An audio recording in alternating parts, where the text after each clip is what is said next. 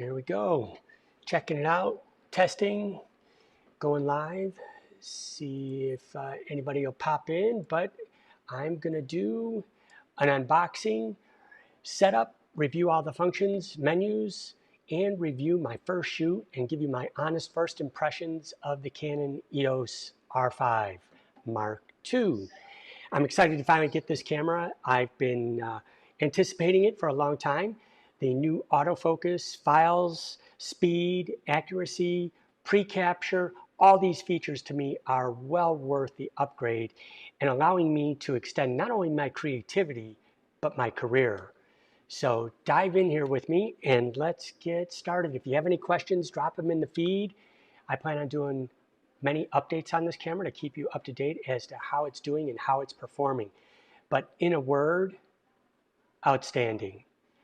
Outstanding, outstanding. I'm truly impressed with the improvement of the ergonomics, focus, and from what I've seen, the files and the pre-capture. I mean, come on, let's dive into this. All right, so here we go. This is the Canon EOS R5 Mark II. I ordered two of them because I like to shoot with two of the same camera body. I shoot with two cameras. So I usually have a wide angle or medium wide angle zoom on one camera and a telephoto or telephoto zoom on the other so that I could quickly switch between as my vision so chooses for my creativity. So here's the EOS R5 Mark II. Got the warranty, the quick start guide. What else do we have in here? We have the charger. It's the same LPE battery charger is in the past. The big difference is the LPE6P battery, because this battery puts out a whole lot more juice in order to access pre-capture, other video functions, speed, all those sets of things require more power. So you need a more powerful battery. The older batteries will work, but it will gray out some of those features. One that comes to top of mind is pre-capture. So what pre-capture is as you depress the shutter button halfway down, the camera is already buffing images. So it's between 15 and 30 images, and then when you fully depress the shutter, it then adds those in the recording to the mix. So I'm going to talk about that here in a second. Here is the beautiful Canon EOS R5 Mark II. Also in here we have a USB-C cable so that you can actually charge the battery in the camera and download the files from the camera a lot more efficiently and quickly than just the former USB cable. This is a tether lock for all of your cables. So those are all the features and the goodies that come with the camera. Get that out of the way, and here we go. So a couple things right off the bat. The camera fits my hand a little bit better ergonomically. I used to be uncomfortable with the original R5 without a battery grip, but my hand fully fits comfortably on this. While I do enjoy using the battery grip for the extended power and the extended shooting capabilities, I also like the battery grip when I'm using longer lenses. The viewfinder is much bigger and larger, and that's to accommodate the eye tracking capability. And I did have a chance to try it out, and it does work really well with my progressive glasses and without it. So I programmed two features, one with glasses and one without.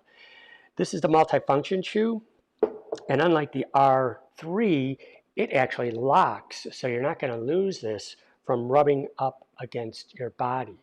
So there's a little button you have to depress, and it takes a second, there you go, to unlock it and get it off. But that protects the multifunction shoe, which you can see on the top here. It has gold pins in there, and that's because it'll power external mics, monitor holders, all kinds of different things, and also the EL5 and EL10 speed lights, which no longer have the 5-point connecting points. It actually goes right into the multifunction shoe. So I'm going to put that back on to keep that weather sealed and protected. So the screen, to me, looks a little bit bigger, but they said the resolution is the same. So there we go. It does have a tally light on the front if you're into video recording, so you know when the camera is recording and when it is not. So very cool. So I'm going to jump ahead. I've already taken one of the Mark V's, the R5 Mark IIs, and programmed it. So let me go through those menus with you over here. So I'm going to take the camera and we'll power it up. So I've got the R5 Mark II right here with 24-105 on it, and it's plugged in via the HDMI, and it is a full-size HDMI cable, no more micro or mini or small, so it makes it a better connection. It doesn't pop out as easily.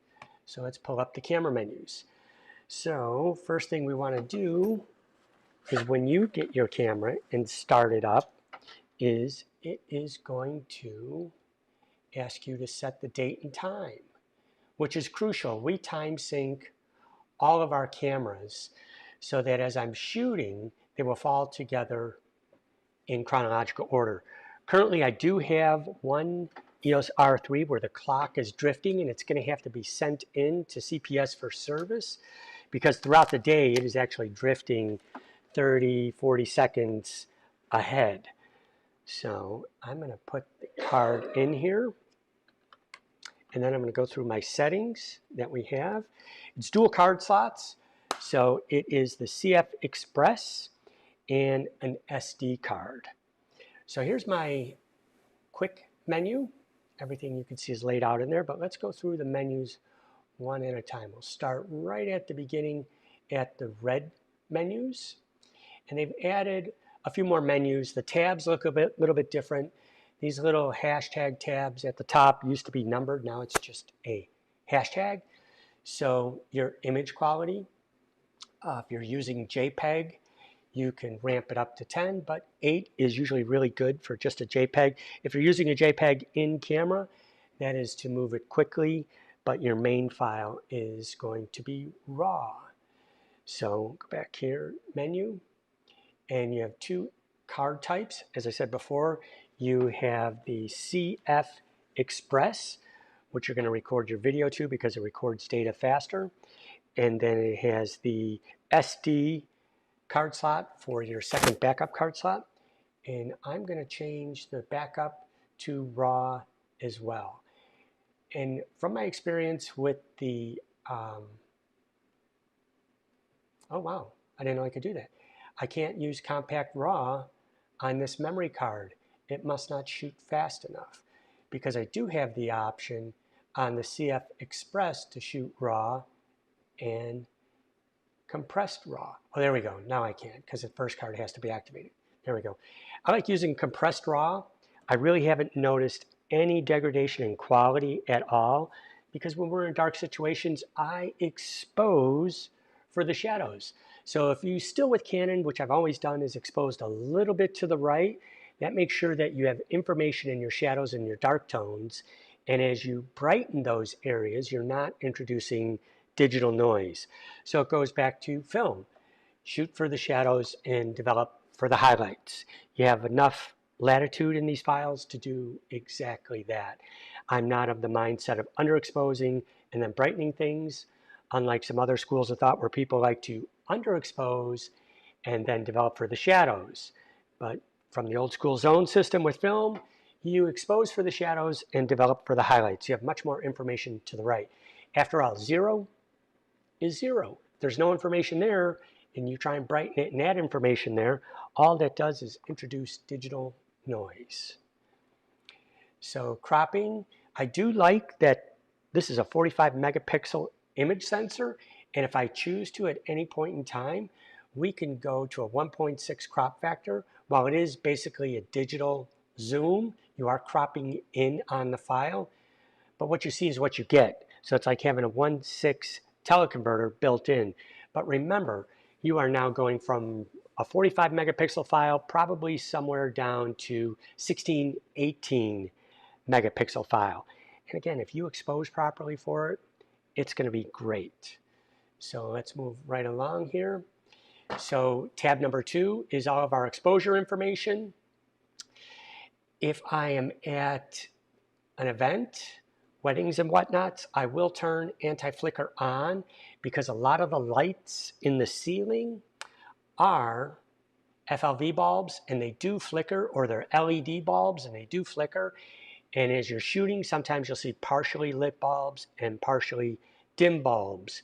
So what the camera does is it's seeing through the viewfinder and matching so that it might slow down your frame rate capture, but so that you capture the image when all of the lights are illuminated.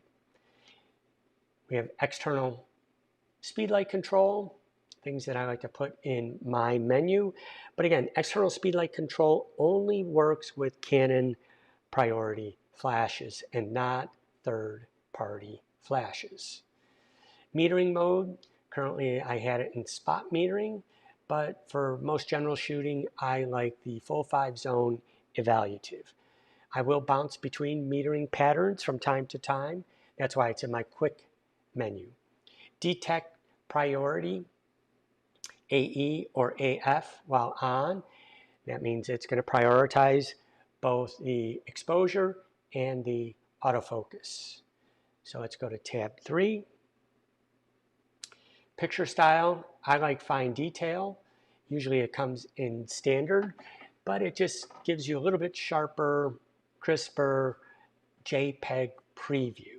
Now it is a reference point for third-party software like Adobe Lightroom as to where to begin the raw decode, but basically all these picture styles are just affecting the JPEG preview.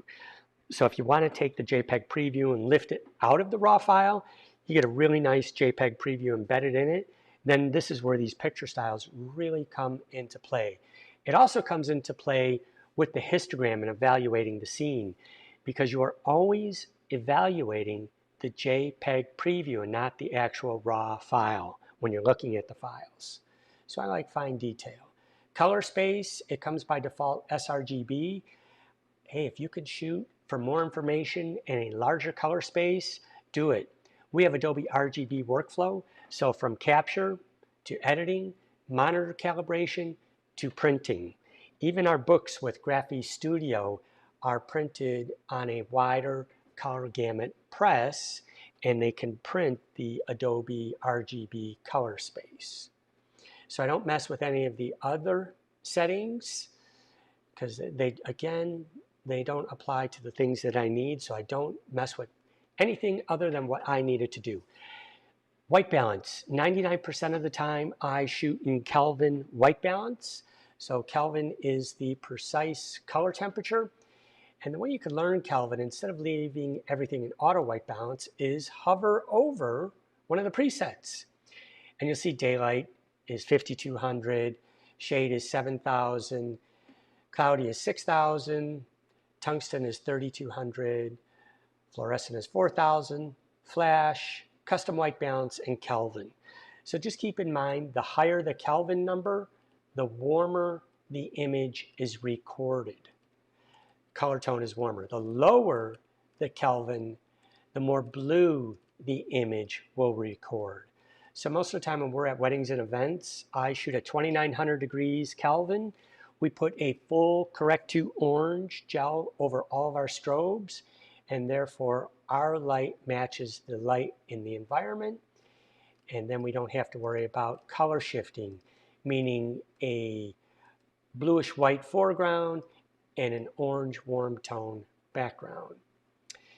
Custom white balance is for fine tuning. Occasionally I will mess with that, but you could custom white balance right off an image on a card.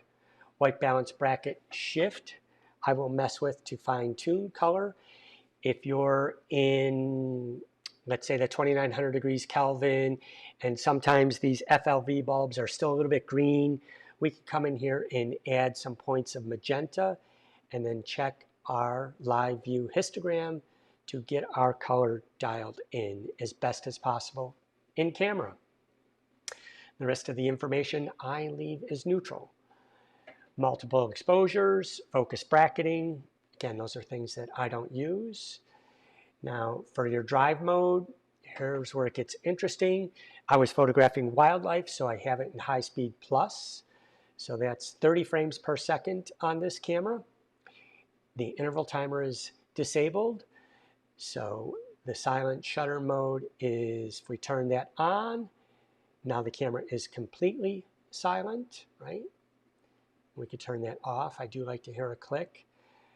Shutter release without a card. By default, it comes enabled, meaning you could take a picture, fire a frame, without the card being in the camera. So I disable that, so I never shoot the camera without recording to the card. So it won't record or fire the shutter without having a card in it. Image stabilization, that is affected once you have a lens on the camera. So that will affect image stabilization. It's controlled by the lens, turn it on or turn it off. Our quick controls. This is where we could edit the layout of this menu. So again, these are all customizable. I have everything set up the way I want it: shutter speed, aperture, ISO, mode, picture style, Kelvin, metering. If I hit my quick dial, you could see I even have white balance bracket adjust in there. If I want to quickly change my metering from evaluative to spot, I go right there, make all my changes. And these are the things that I use often. Metering is for 8 seconds. That's how long the meter stays active. Here we go. Image review, I have turned off. I don't want an image popping up on the rear LCD screen or inside the viewfinder, because that will cause a bit of blackout and it will interrupt your capture, because it's trying to show you each picture it took, and then it also uses more power. You can use blackout-free display. I haven't found a need to use that, because even with electronic shutter, it's just blinking, and without the blink, it's hard to tell if you're shooting or not, especially in silent mode. So I leave that off. Display simulation, I have an exposure so that I could see what my exposure and color values are. So here's for our HDMI and color. So I don't need to be shooting in Canon log. For video, I'm not that deep into video, I'm more still related. So shooting display information, here's where you could go into each scenario and then edit and customize what you want to see as you hit the info button and cycle through the information that is displayed in your viewfinder. All right, now let's go back here a second. Good, good. Viewfinder toggle information. This is between your screens, and again, what you want it to see. Refresh rate, I want it for smooth and to suppress low frame rate. So even if the shutter speed goes really low, I don't get that dragging the shutter look through the viewfinder. I get a nice smooth rendition on the electronic viewfinder. Viewfinder display format, I don't want a black edge around it. I want to see as much of the image as possible in my viewfinder. Reverse display is on. That's for when you flip out the window, the review screen window, it will reverse the display. Auto power off at temperature is set to standard. So there we go. Now we'll go into the AF operations. Here's where they've changed things up a bit. So we have AF operation, servo, AI focus, or one shot.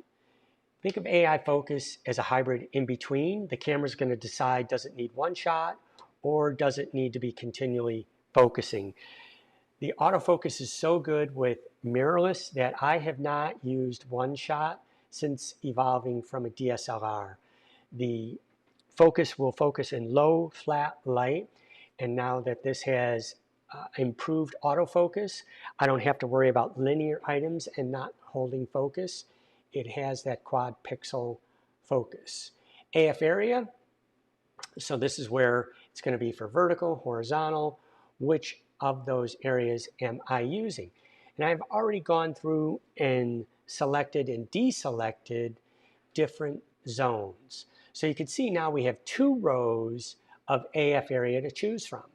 So what this means is I'm choosing to use the precision spot, the assisted 5 points, the square, which I can move entirely around, which is more than the 9 focus points, and then the whole area AF. Now in these top row, what's happening is we have tracking enabled. That means it will track the subject outside of the focus zone. So let's say I picked an object with the precision spot AF and it locked onto the face, head, and eye, and then it started to move away from that precision spot. It will track and follow it. I do not need to actually move the focus point to keep track with the subject. However, now we have this second row, which does exactly the opposite. You can see the active track icon, the circle with the 3 lines, is off.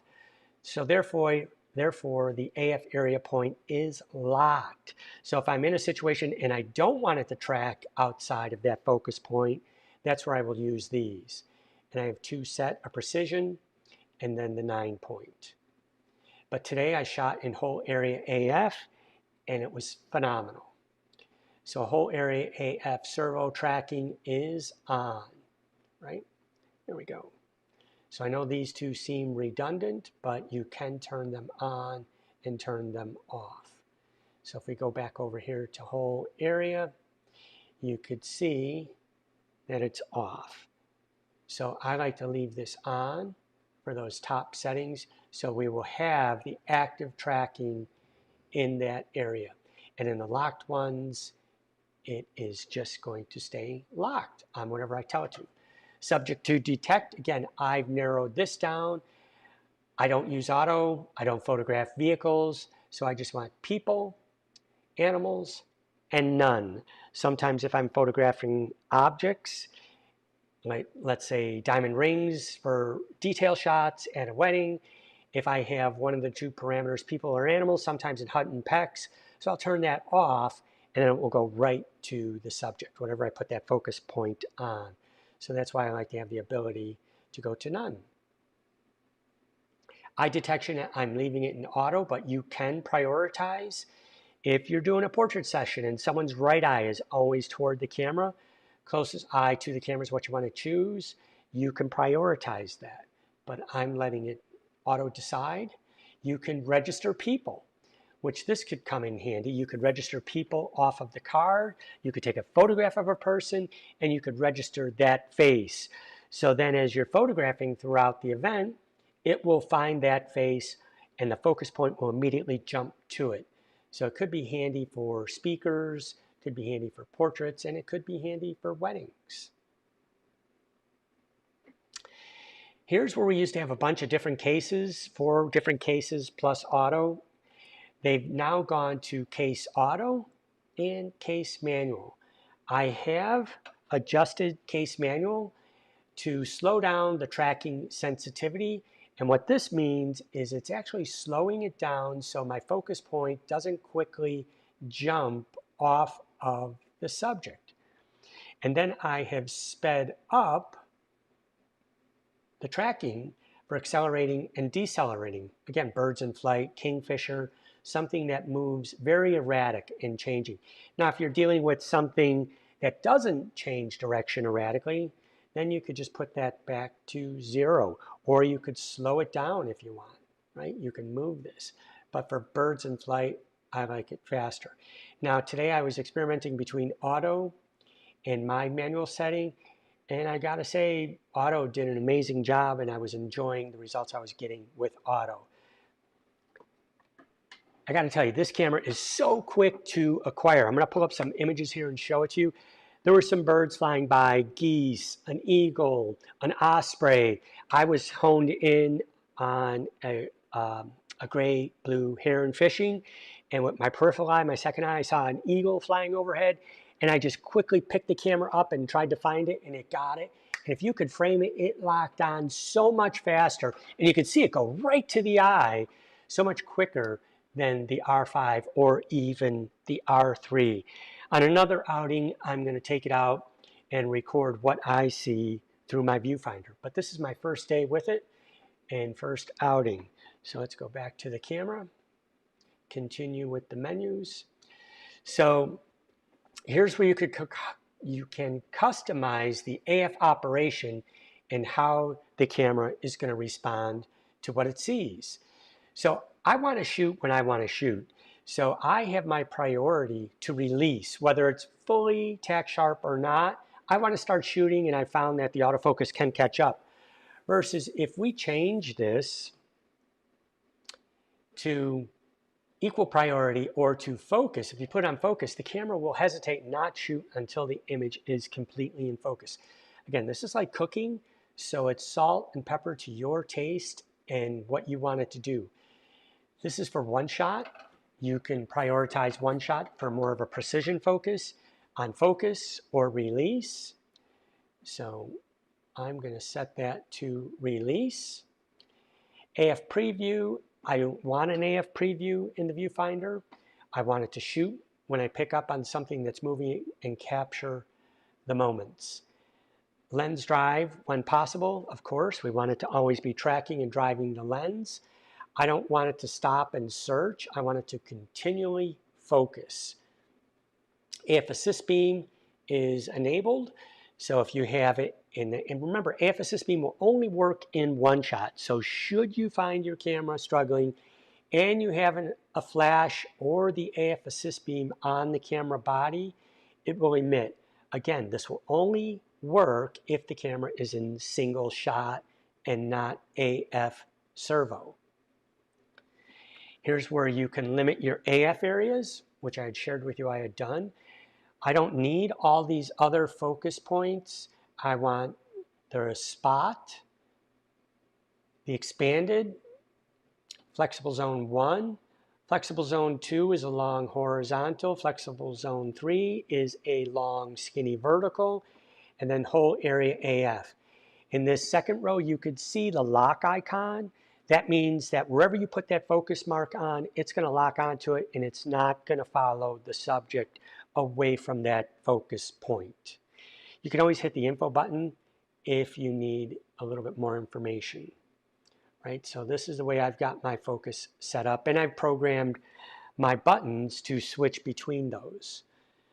And I'll show you that later on here. Here's the orientation. So I have separate focus points for both vertical and horizontal. By default, they are linked, but I want, if I'm photographing something vertically and I've set the focus at a top point priority, and then I switch to horizontal and I let it track in the whole area AF, then I go back to vertical. Let's say the bird keeps landing on a perch. I want it to go back to where I left that focus point. Here's where you can limit your subjects to detect. I don't need auto and I don't need vehicles, so I've turned them off. So I want the subjects that I'm primarily going to use. Here's your eye detection. I don't need it to be doing left and right eye, so we're going to turn those off. All I need is auto and off. There we go. Peaking, I like to have my peak settings on, so when I'm trying to manually focus something, I can see whether it's in focus or not. I like it on high, and red works for me, but you do have other color choice options, yellow, blue, whatever works for you in the situation you're in. Focus guide, I like to have on. Electronic manual focus, I like to have on. Now, it's in one shot. You cannot manually adjust when it is in AI servo. That's one thing that I wish it would do, because there are some times where I don't want to swap it to one shot to manually tweak it. But again, the autofocus has become so spot on and so good that I rarely have to worry about that.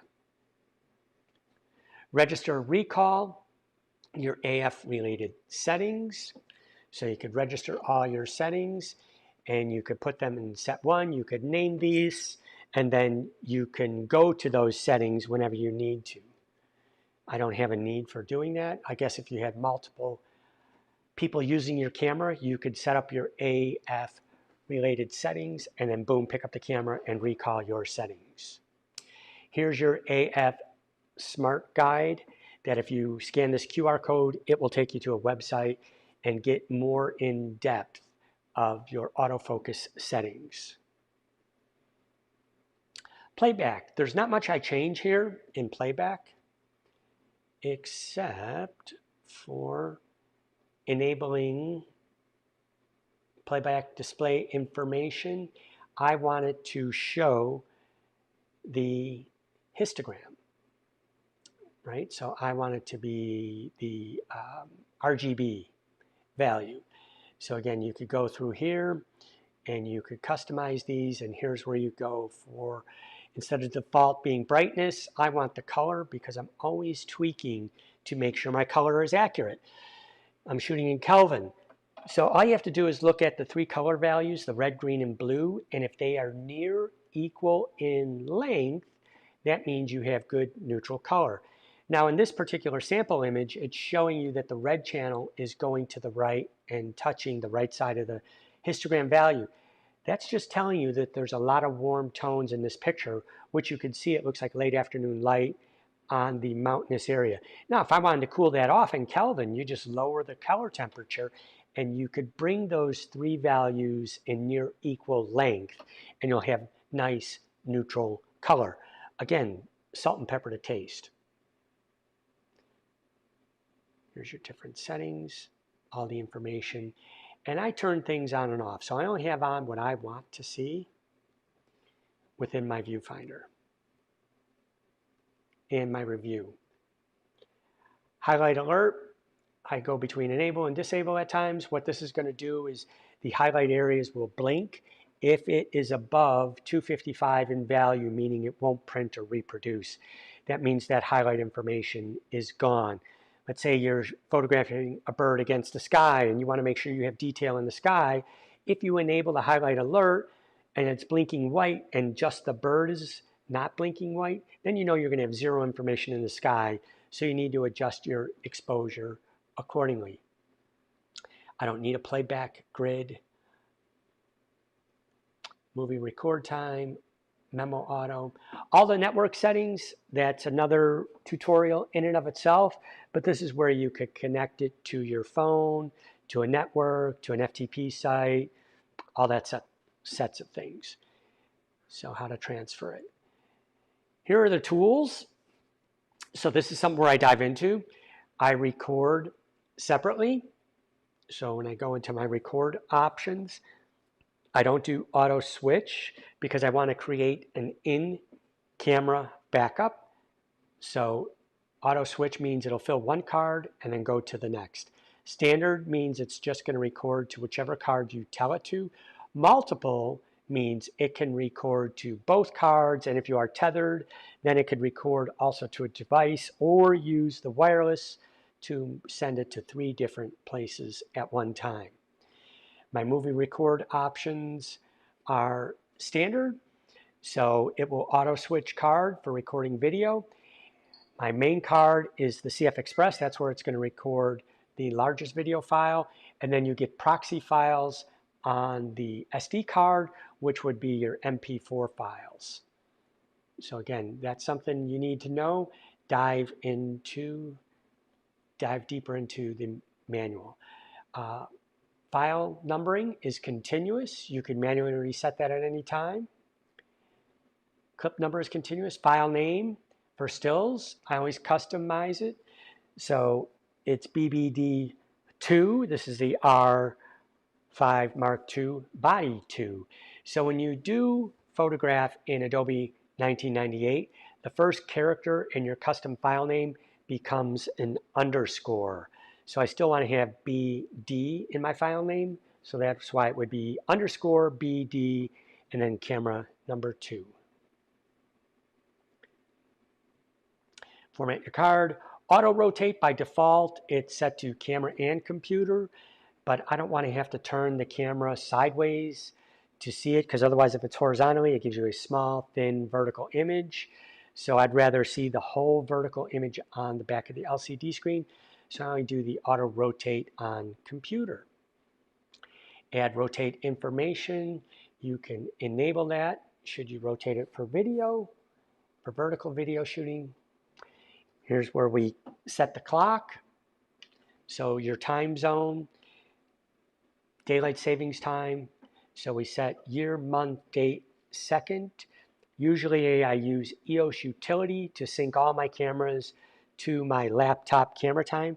That's the easiest way to get them all time synced to the same exact minute and second.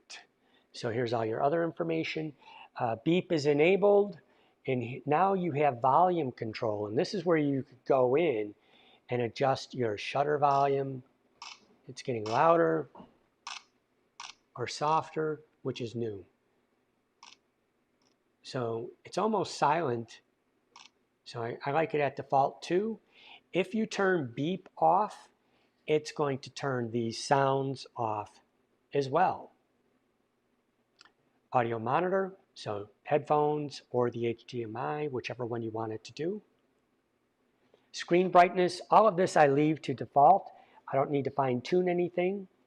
Although I do add in the UI magnification. This is where if you double tap on it with 2 fingers, it magnifies in on the screen, because if I don't have my progressive glasses on and I need to read the print on the camera, I just double tap and it will zoom in. So it enables me to read it.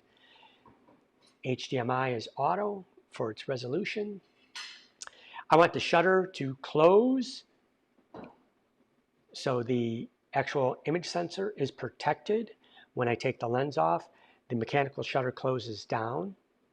Sensor cleaning, I have set to auto clean at power on and at power off.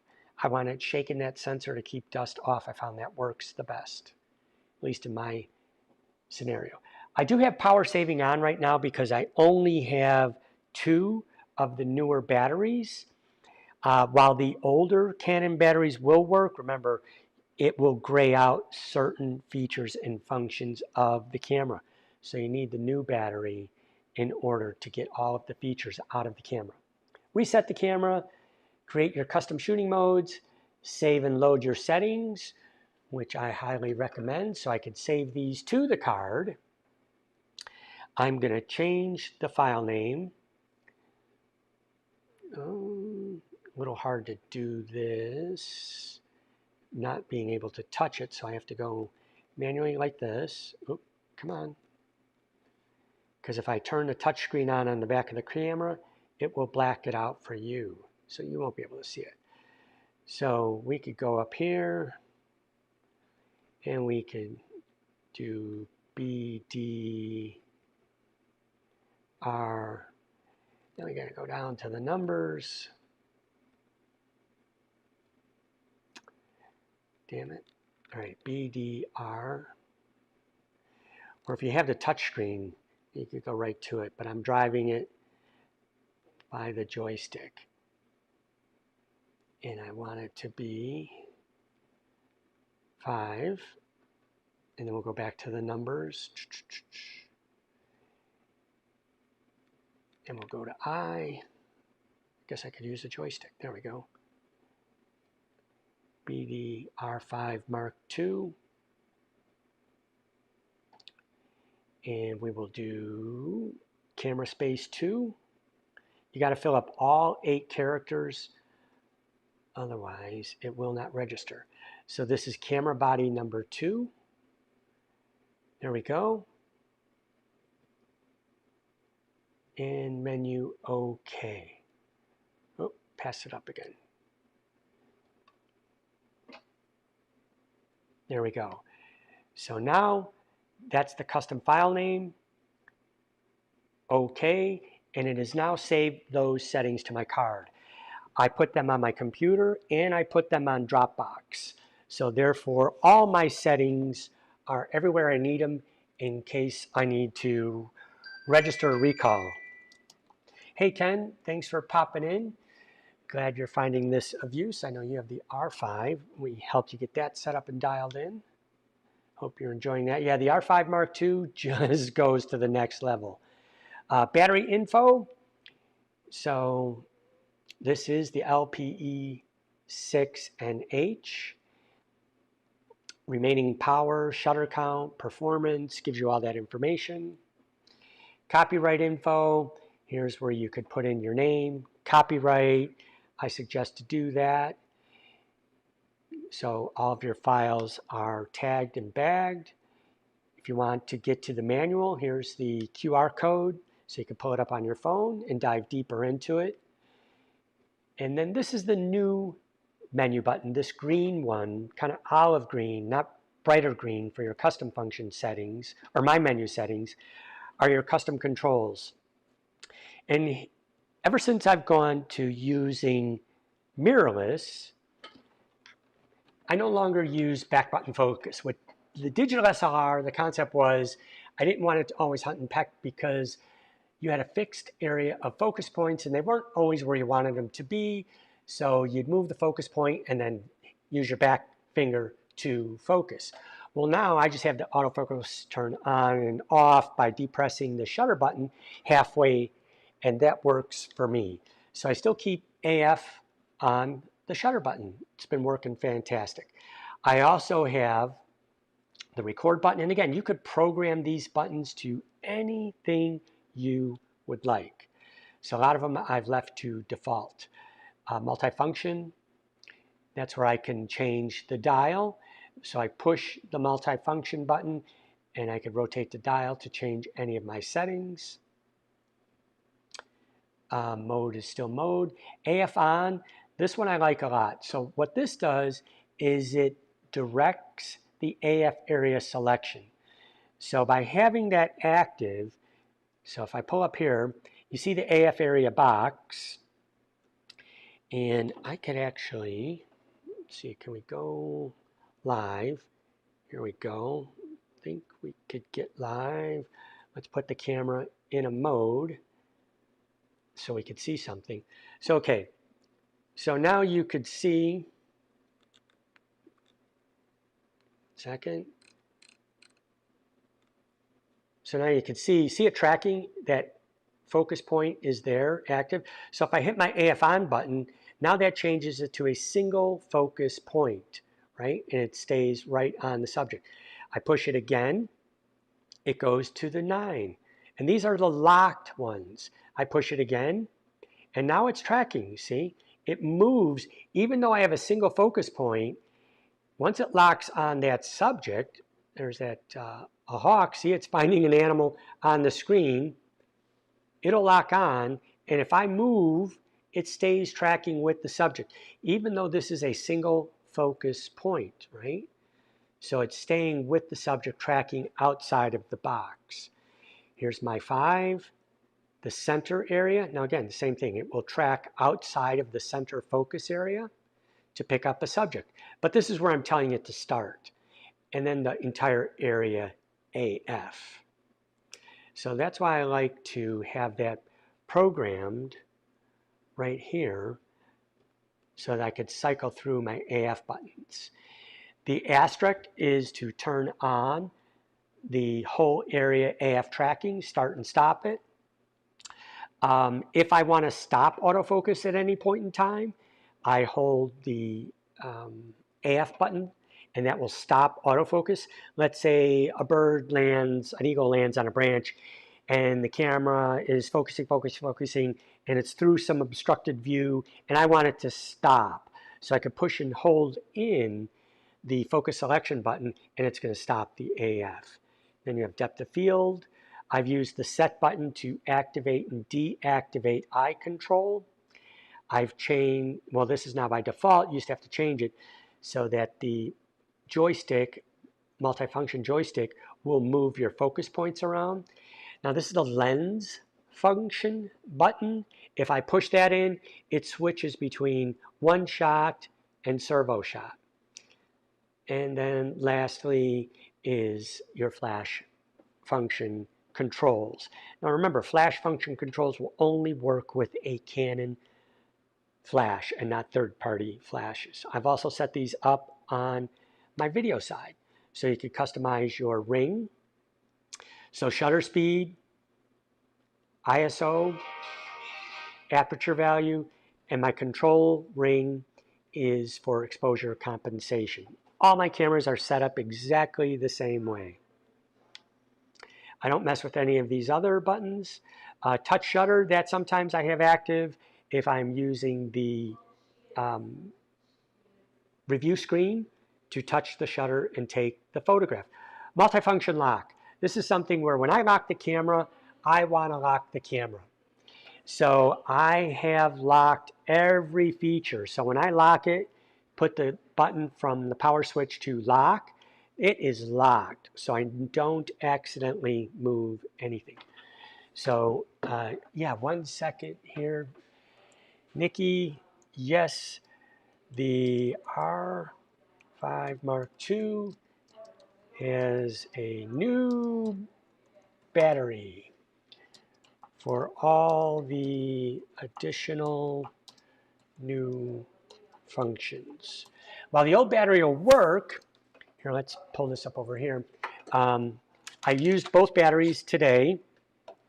So I'll show you, I'll go back to it and show you. So here is, come on, it's trying to focus on me. Let me get this in focus.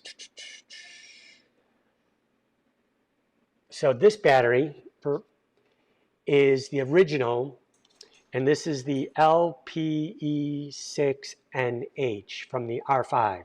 And I'll show you here the difference in a second. And this is the LPE6P. So I'll show you what's the difference. So I'm going to put the old R5 battery in, and I'm going to show you certain features. Let me pull up the camera in the menu. There we go. So I'm going to go to menu, and I'm going to jump really quickly to my menu. All right, so see pre-capture continuous shooting is disabled. That's because the battery is not powerful enough. So watch, I'm going to switch batteries. I'm taking out the original R5 battery, which it lasted pretty good today. I shot with both batteries just to see. It wasn't that bad. The LPE6P, the newer battery, is definitely better, and I'm waiting for my battery grips to arrive. So now, once I put in that battery, the new battery, now we can turn on, so we turn off anti-flicker, so anti-flicker off,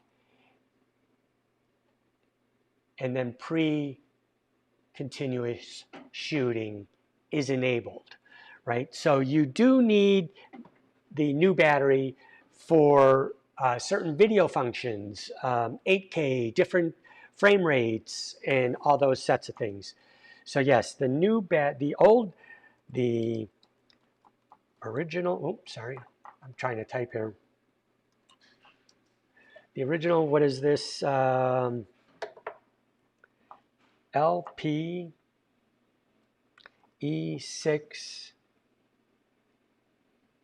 and H will work certain functions are deactivated, right? The new battery, we're trying to type and talk here. All right, the new battery, pulling that out.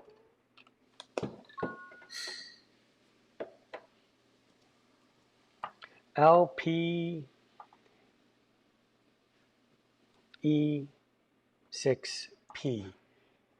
Now, when you look at the back of it, there is quite a difference in the milliamps and the power output of those batteries. All right, so powered back up. And I got to say, the camera powers up so quickly now, so you can turn it on and off. My battery grips should arrive tomorrow. I ordered 2 battery grips and 8 additional batteries. So let's go back to those green menus. There you go. So customize that. Touch shutter is disabled. Multifunction lock I talked about.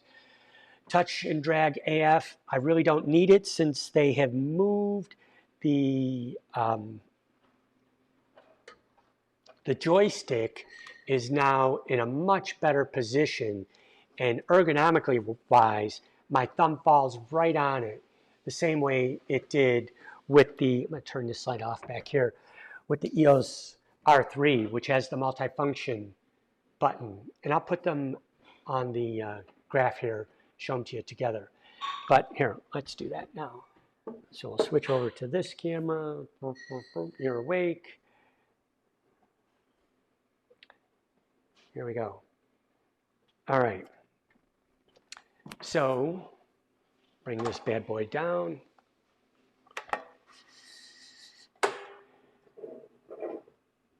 Good, good, good. Get a little more light in here. So you can see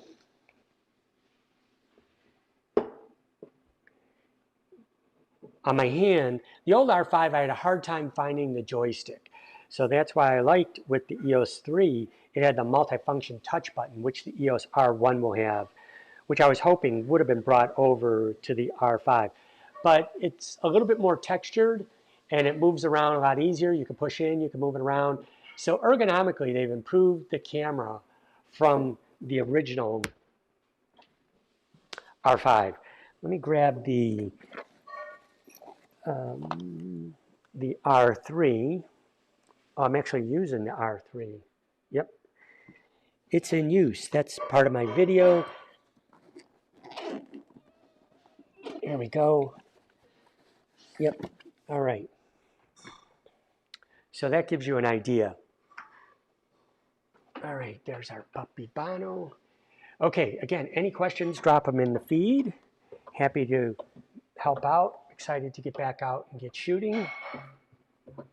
No chew my cables. We have the puppy, and he's totally puppy. Yay. Oh, here he is. That's little Bono. Let's get little Bono in here. He's a little pain in the butt. He's our foster failure. But he spent the first 6 months of his life in a crate. But now he's thriving and doing well, and everything to him is new. So he's got the terrible twos right now. Everything in the mouth. But we love dogs. Yeah, good boy. All right. So there we go. Touch and drag, I don't need it on, but it's easily to turn on. I don't need to mess with any of these other things on here. Customized buttons for playback. You can move anything around. This camera is completely customizable. Eye control, I have active. You put it on my set button, and I have calibrated. Now here's where some more custom function setting are, and I've restricted modes. I don't need all the modes that are available to me, right? So I've decided to eliminate some of them. I don't need flexible priority, program, time value, or shutter priority. I shoot aperture priority, manual, bulb, and a custom shooting mode. I think I should have C3 instead of C1, because if memory serves me right, the quick video button is programmed to C3. Okay. That way there, I don't need all those other shooting modes. Exposure values in a third. Keep all that in a third. This is all good. Bracketing sequence. I've changed mine so that it makes more sense to me. It underexposes, proper exposure, then overexposes. By default, it's proper exposure under and over, but that's confusing to me. I want to see my bracketed sequence under, on, and over. So I changed that. Number of bracketed shots, 5 to 7 is really good. Use whatever works for you. Safety shift, I have all these things set to ISO. It's good. The rest of them I don't need to mess with. You can micro adjust your exposures, flash exposures. That's good. Electronic shutter, continuous shooting speed. Well, I want it in 30 frames per second, especially for birds in flight. The rest of the stuff I don't need to change at all. I like it as is. That might evolve as we keep going, but we'll see what happens. AV setting without the lens. Yes, I like to be able to set the aperture while I'm setting up my cameras before I attach any lenses to them, so that's helpful. This is a really important one for me because I do remote cameras. Retract lens on power off. By default, this is on, and what that means is when you power the camera off, I don't need that light again. When you power the camera off, what it's going to do is it's going to rack the focus to infinity. Now, if I have this set as a remote somewhere, I turn the camera off and then power it up back on, and sometimes I manually lock the focus. Well, now the focus has been shifted, and then my remote camera pictures will be out of focus. So even though there isn't a lens to retract, I disable that. So the focus stays, if I pre-focus, put it in manual, lock the focus down. Now when I power the camera on or power the camera off, the focus stays where I want it to be.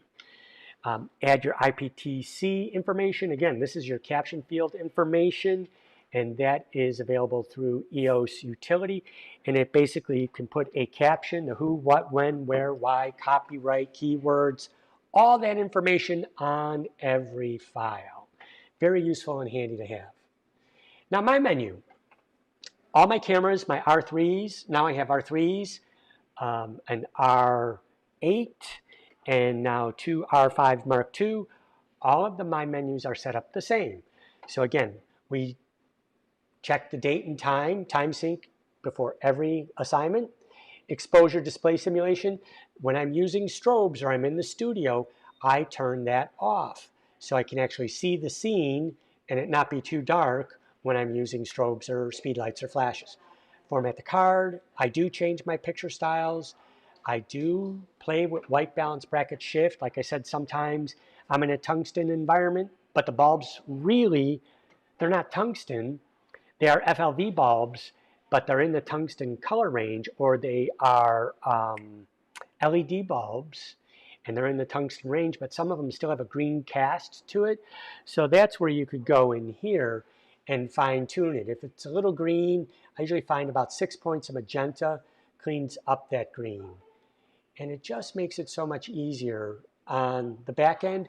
Or if we are shooting and transmitting and handing off, which we do at events, to a client service provider. The other menu with the R5MII, I do crop in camera if I want that extended reach. For me, it's like having a built-in 1.6 crop factor. I mentioned that before. Interval timer, you can enable it or disable it.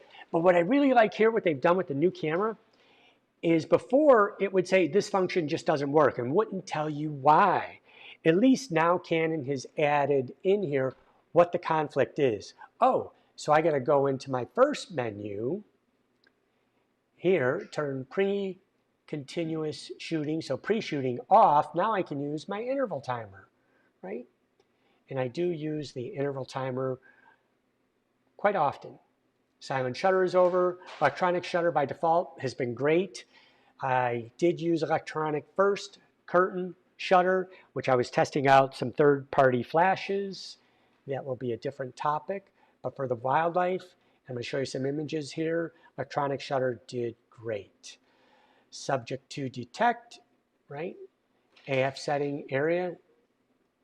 There we go. Anti-flicker is off. Eye control, speed lights, multiple exposure, screen brightness. I have screen brightness in here because there are times when I'm using the LCD screen outside on a bright day. I want it to be brighter. So I just go in here and then I raise the brightness up on the screen, right? But usually by default, I leave it there. So I haven't set up any of the video features yet, but I will get around to it. So there you go. There's the camera. There's the setup. Now we could get into the nitty-gritty of it all. So I took the R5MII this morning with the new battery and the pre-capture, and I put it on the, turn this backlight off. I put it on. Did that help? It might help. Yeah. All right. I put it on the 600 millimeter lens version 3 with the adapter, and I did use both the 1.4 EF extender and the 2F EF extender. And I gotta say, between comparing this to the R5 original, man, it was much faster, much more accurate, and a lot stickier, meaning the way it grabs a hold of it and locks onto the focus. So let's see, can we get, here we go. We'll zoom this out. Cool. So I don't need these items here. So this is the 600 EF L series version 3. Phenomenal. I have not noticed any difference, and I have shot them side by side between the RF version and the EF version. All they really did, I believe, is added on the RF mount, and it just makes the lens a little bit longer and bigger. I'm using a ProMediaGear foot because it's Arca Swiss, and it has their standard quick release, so I can put a shoulder strap on this, and I can walk around with it, and I can handhold this lens. So this is the ProMediaGear CL2, and I could put links to all this stuff in the information. So I have the adapter control ring, so I could change my exposure here. And these are the buttons that I was speaking of before. If you depress it, that will switch between AI servo and one shot. And actually, because the body ergonomically feels a little bit bigger, it wasn't that big of a struggle to handhold the 600 without a battery grip. It did really, really well. So I'm excited by that. Have that ability in there. So let's take some questions. Ken, yep, the dogs are our babies. They're a pain in the butt, but we love them. I'll get settled in here, get into the rhythm. All right. Let's go to the desktop. So here we go. Move this so I can see what the heck I'm doing. See if anybody's got any questions. I know I'm running long here, but there's a lot to digest. So this is the first take. And again, when you're using pre-capture, you're gonna shoot a lot more frames. But here was literally a grab shot. I was driving to the Kankakee River to photograph some ospreys, hopefully fishing along this dam. Saw this red-tailed hawk perch on a dead tree, and it was skittish, right? So I just, here we go, popped out the sunroof of the car. Let's get this full screen. And you could see 600 millimeter, 1250 ISO, aperture 4, wide open, 3200th of a second. So it was in auto ISO, so I had +1 1/3 because of the background was so bright. So look at this. Let's zoom this in. Come on, let it render. Still rendering. Oh, what happened? Where'd I go? I moved my finger on the mouse. There we go. Look how sharp that is. And every frame, this was a literal grab shot. Picked up the camera, popped out the sunroof, and as I was coming out, it fledged, it flew off, it flushed. Every frame in focus, and it tracked it. This is just crazy. Oh, so I've got some duplicate files in here. Just incredible. So it flew right off. So let me do this. I'm going to eliminate the dupes because I imported them twice.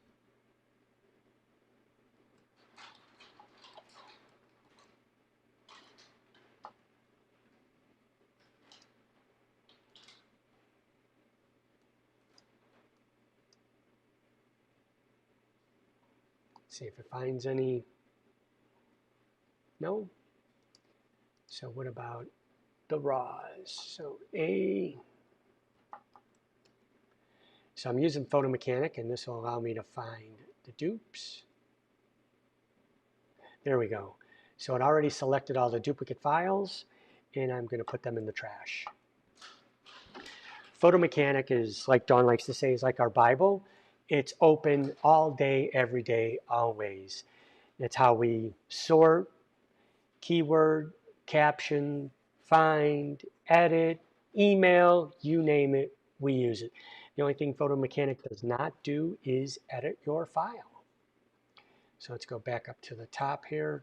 And you could sync, which we have done, Photo Mechanic with Lightroom. So all of the color and star ratings match Lightroom, and therefore I could do an ingest and cull in Photo Mechanic, and then those tags will match into Lightroom. So here we go. So that's the hawk. At a distance with the 600, and I wanted to shoot at 1/4 of a second and hopefully get one of the images where the heron was still. There you go. Look at that. And it locked right on his eye, and then we get motion in the water.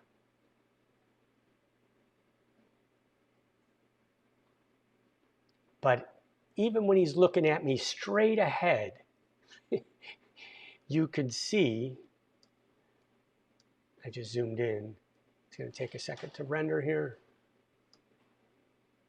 that it finds the face. In the past, the R5 would not find the face when it went vertical, right? When it looked straight at me vertically. If it was turned sideways, it would find it. So it's just sticky, big improvement. Not much action here. But again, beautiful, crisp, sharp, great files. So this is with the 1.4 extender.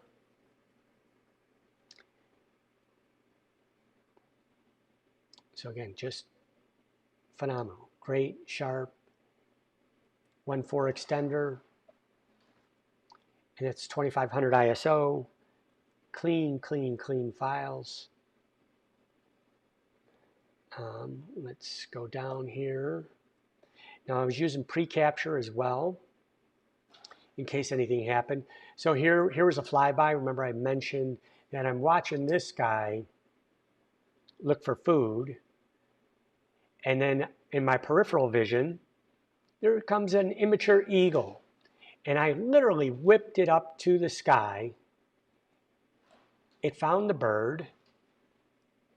If I can find the bird. Let me get, oh, there we go. And it has it in focus. A little underexposed because I was going for a silhouette effect of the heron, but still tack sharp, in focus. This is a grab shot, right? Before, it would have taken a second or two to locate the bird, to focus it, and oftentimes in whole area AF, if it couldn't find it right away, it would focus on the sky and the focus would rack out. But every one of these frames are in focus. Another flyby. Again, I'm photographing this guy and I have two eyes open. I was hoping he was going to get a fish. And then here comes a vulture. Boom. Spot on. Again, tack, sharp, sticky, and the ability to acquire on subject detection is hugely improved, 100% improved. So every frame is in focus as he flew by. What I'm most excited about is the heron. I'm sorry, not the heron, the kingfisher. Kingfisher has kind of been my nemesis bird. So usually what happens with the kingfisher is when I'm trying to get them, they're kind of skittish. And as soon as they are on the branch and I pick up my lens to focus on it, boom, they're gone. They've already jumped the shark, so to speak. Now where'd my photo mechanic go? Here we go. I accidentally closed it. So let's get Photo Mechanic back open. And I'm going to go right down to the Kingfishers.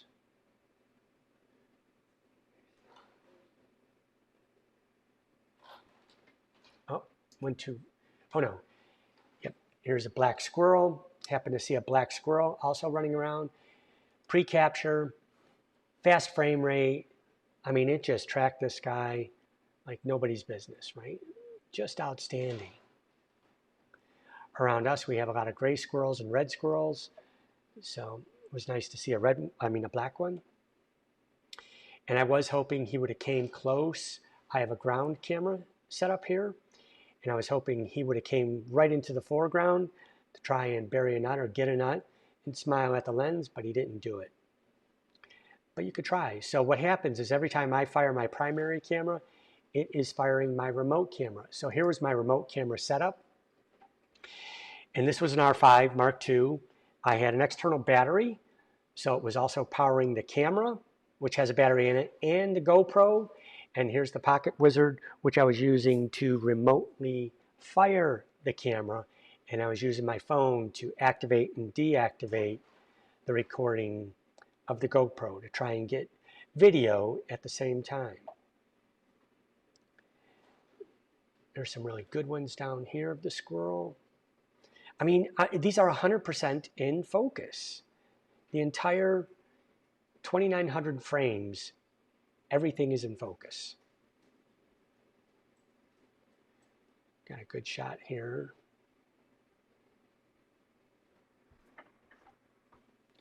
The squirrel came out with a nut. Oh, here we go.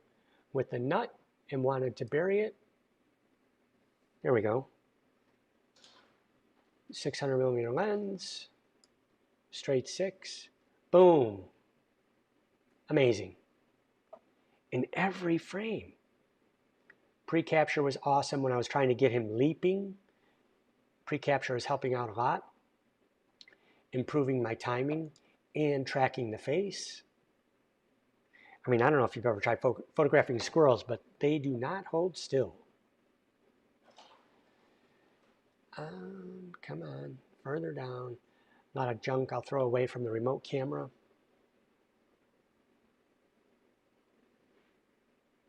Here's a front shot. This is the remote camera setup.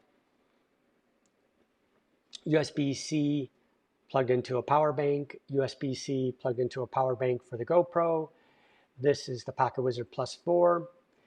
This is the multi-accessory shoe, hot shoe, so I don't damage the electronic contacts. And I'm firing the R5MII via the Pocket Wizard. So there's a lot going on there to get video and stills. I was testing it because I'm trying to get a coyote from a ground camera. All right, coming up, here we go. I got over to the backwaters of the Kankakee River. I found a deer grazing in the backwater, eating some of the lilies. It was a doe. Again, it just grabbed it, found it, focused it, boom. Zoom in on this, pull up the deer. It's being a little laggy because of my eCam that's running. There you go. Tack sharp. You do shoot a lot more frames with the electronic capture. So here is our Kingfisher. And this was with the 600. No extenders. There we go. Where are we at? This is 100% zoomed in. Sharp. Sharp, sharp, sharp. So he sat there for a while, long enough for me to add a teleconverter. And then here's where the pre-capture comes in. Usually when I see them start to move and they're going to launch from their perch, I get this with the wing out and then empty branches. Well, because of pre-capture, I have every frame. Look at that. And every frame is tack sharp. Zoom in, let it render. Look at that. You could see each and every feather. This little rocket.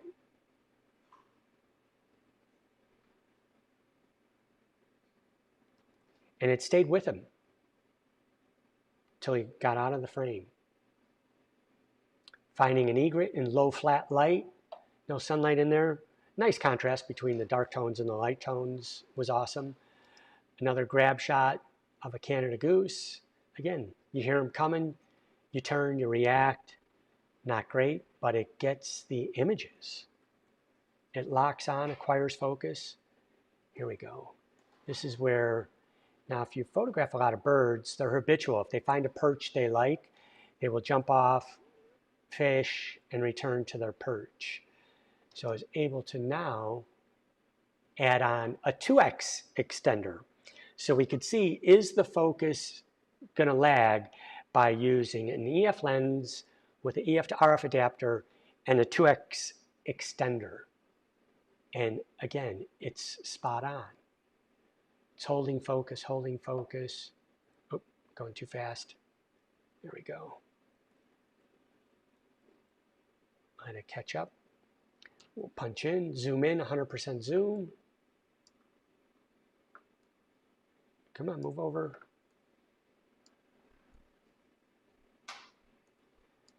So this is with the 2x extender. And usually you see a lot of fall off with the 2x extender, things not quite as sharp, but that you don't get any better than that. It's just incredible. Mirrorless is a game changer. Pre-capture, outstanding. I think he's, yep, there we go. He's squawking, getting ready to flush. And again, I'm getting all these moments and nuances and images that I've never been able to get. Look at that. The behavior. Exciting.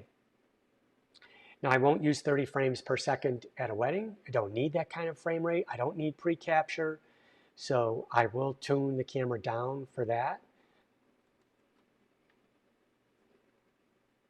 Here we go. Spreads his wings. All from the pre-capture. I have the entire sequence. I never knew that pattern was in their wings, but because of the pre-capture, I could see the full detail in the back of their wings. I can't tell you how many times I've been in Africa trying to get a lilac-breasted roller jumping off of its perch in a manner like this, and I got a lot of birds perched and then sticks because they're out of the frame so fast. And at 30 frames per second, you get all the nuances. And it stayed with it at 1200 millimeters. Just incredible. And it tracked it through the branches. It stayed with it. All right. Minimize this.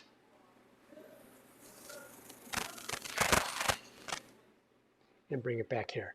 All right, so if you have any questions, you want to know any more, if you want to see something specific about the R5 Mark II, put it in the feed. Let me know. If you find this of value, please share it. Give a thumbs up and a like, and subscribe to us on YouTube. It's Bob and Dawn Davis at youtube.com. Thanks, and I hope you found this helpful. Have a great day.